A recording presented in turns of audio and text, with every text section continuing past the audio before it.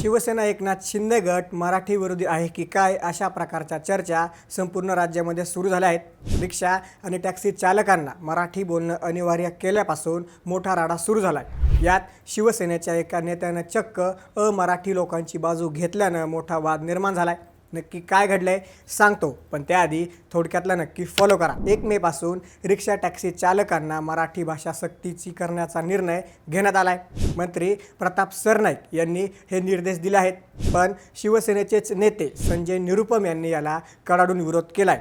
हा परप्रांतीय चालकांवर अन्याय आहे असं म्हणत त्यांनी हा निर्णय मागे घेण्याची मागणी केली। आज जेव्हा निरुपम दहिसरच्या गणपत पाटील नगरमध्ये रिक्षा चालकांना भेटायला गेले तेव्हा मनसे सैनिक आक्रमक झाले। मनसैनिकांनी निरुपम यांच्या गाडीवर दगडफेक केली, त्यांच्या विरोधात घोषणाबाजी केली आणि चक्क गाडीच्या चाकातली हवाई काढली। परिस्थिती इतकी तणावाची झाली की पोलिसांना मनसैनिकांवर लाठीमार करावा लागला।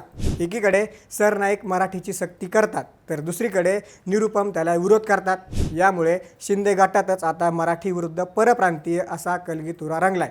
शिवसेनेची ही दुटप्पी भूमिका आहे का? तुम्हाला काय वाटतं? रिक्षा चालकांना मराठी सक्तीची असायला हवी का? कमेंट करून नक्की सांगा। नसच घडामोडींसाठी थोडक्यातला नक्की फॉलो करा। बातमी म्हणजे थोडक्यात।